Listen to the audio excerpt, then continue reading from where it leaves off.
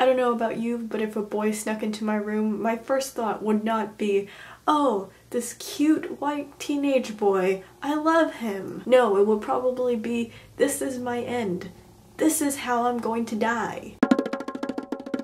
Hello, today I'm going to be talking about problematic characters in fiction and in real life. I know, interesting topic, but it'll all come together in the end, I promise you.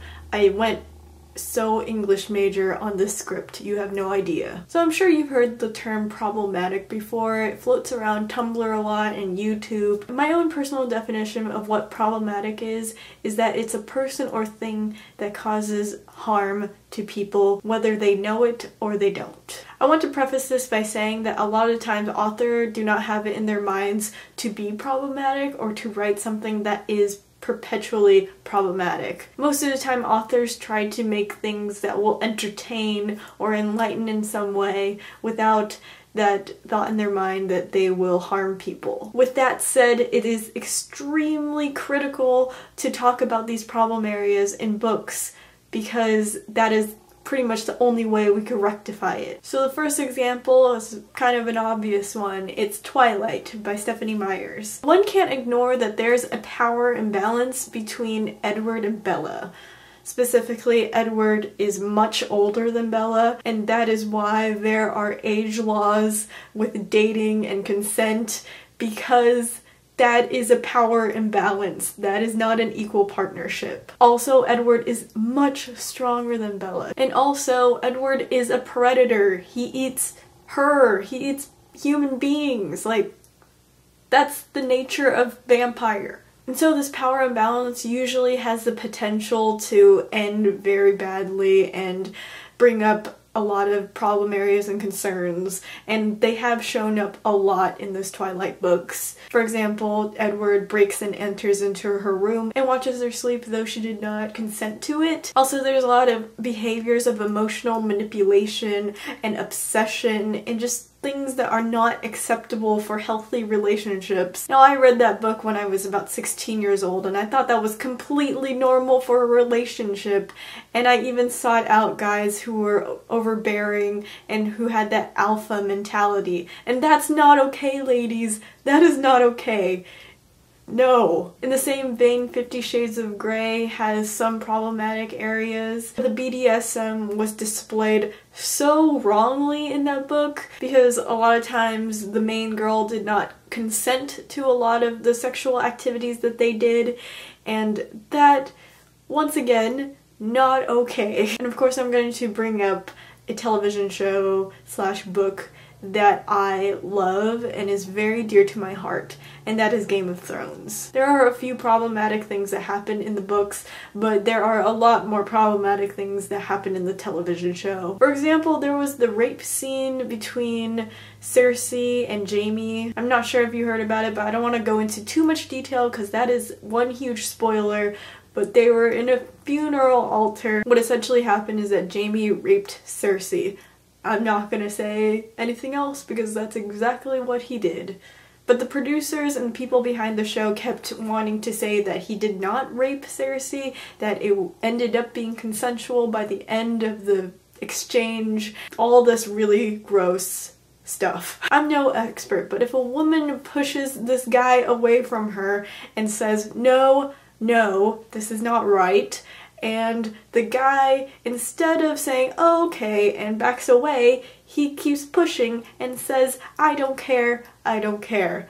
That sounds like rape, because it is. What's more disconcerting is that people find it okay to say that she deserved it because she was a B word that rhymes with witch. I don't say that word because I think it's one of the most misogynistic words in the English language. So yes, maybe Cersei is a terrible person, and whatever she does, her actions has consequences because that's life. You do stupid things happen to you. But rape is not a mode of redemption, okay? Never. Because A, deciding if someone deserves rape is so subjective. And who decides this? the person doing the rape, the rapist, they decide that. And B, just rape has zero reasons to be justifiable because it is among the worst things you could do to another human being. And also, the she deserved it mentality gets a lot of innocent people hurt, like women at frat parties who are overly intoxicated, or female celebrities who get their private pictures of them stolen. The interesting thing about literary works and television shows and movies is that it is kind of difficult to rectify and kind of difficult to undo. Because you could think of these works as essentially canon. So these harmful ideas will inevitably spread and people will think it's normal and ordinary. But the best way we could go about this is by constantly talking about it and constantly saying that this is unacceptable, this is an issue, and this is not right. Now moving on to my next topic, which I wanted to talk about this whole time, and it's that there are problematic people in real life. And there are a few problematic people who are in our YouTube community as we speak. And these people include, but are not limited to, Nash Greer, Alex Day, and most recently Sam Pepper. So if you haven't heard, Sam Pepper most recently put out a video called a prank video in which he went around town with a camera and pinched women's butts. So there are several videos that people already made talking about how this is an issue, so I will link them down below and you could go ahead and watch them. They're all great. I just wanted to reiterate that Sam Pepper is a very problematic person. He's on more than one occasion made videos in which he attacked women. For example, he went up to women and kissed them in one of the videos. So what do we do with problematic people in this YouTube community? The ideal solution is for him to leave the YouTube community. And I know that sounds cruel. You have to remember that though YouTube is a free space to be in, it is also a work environment.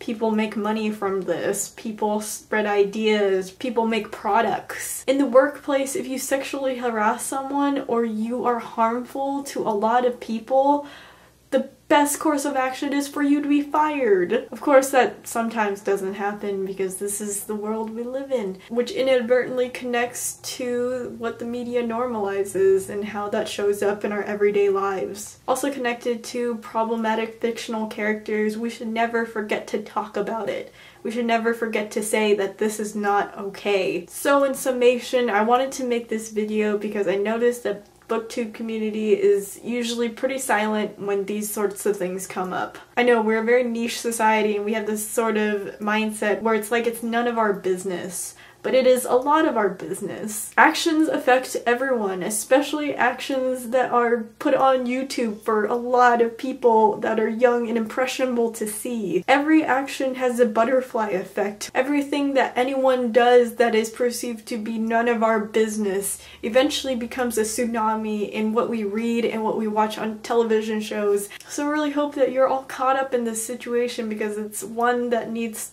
a lot of attention. I definitely think that we need to address this just in case it might happen to our community someday. So that is it for this video and I'm just gonna sign off now. Bye. I think the major reason why people don't go to grad school is because they don't understand what it is, like what it does for you.